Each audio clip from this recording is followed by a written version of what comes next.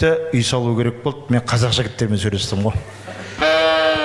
Сосын қазақ жігіттері келіспегесін өзбектермен сөйлесіп барадым. Өзбек. Өзбек қымбат болғасын түрік дедім. Бірақ түріктерге айтты, менің жұмысым китайский болып кетпесін дедім. Сосын қазақтар айтты, 60-тан қалаймыз деді. Өзбек 70 деді. Түрік 80 деді, Қытай 90 деді ғой. Соны айналып келіп, өйтіп папамен ақылдасып, қазақтар қалайтын болды. Бірақ негізі қазақтар өзбектер сияқты жасамайды екен. Қайтсеңде де өзіміздің қазақтың жігіттері ғой деп, үйдің бүткіл 3 миллион ақшасын беріп, өзбекке емес, қазаққа тапсырдым ғой. Содан өйтіп келгенде китайский болып кетті ғой качество. Материалдарды Түркиядан алып келдік. Негізі түріктердің өзі китайский болып кеткен ғой. Мысалы біз түрік дейміз ғой. Материал, дым, качество жоқ китайский ғой бәрі кәдімгі. Бізді қазақтың ештеңе шықпайды екен. Біз хотя бы өзбектен де қалып қойғанбыз ғой, көбіл шығара алмаймыз совсем. Не болып кеткенбіз. Соны өйтіп папа айтты ғой, қазақтың жігіттері ғой. Әдемілеп, достап ақшасын бер, бұл өзбектер қарғап кетуі мүмкін.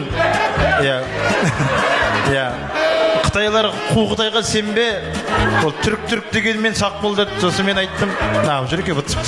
Соны не басымда ортайын, үйдің төбесін қазақ жапты, фундаментін өзбек қойды, крышасын түрік жасады, отопленный Қытай болды ғой.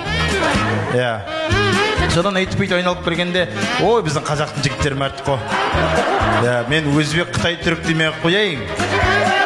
Өзбек Қытай түрік демей қояйын.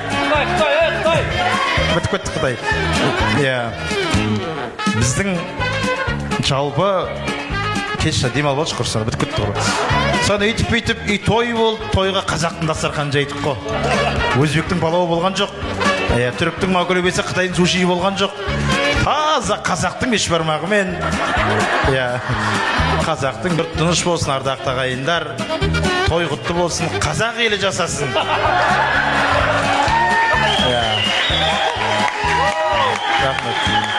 20 жылдық ұйымдастырып атқан Қарабаудың Қарадомалы қазақ жігіттері аман болсын. Біз өзбек түрік Қытай болмаймыз. Біз қазақ деген халықпыз. Зачем бізге өзбек түрік Қытай болып? Біз Махамбеттің ұрпағы қазақпыз ағайын.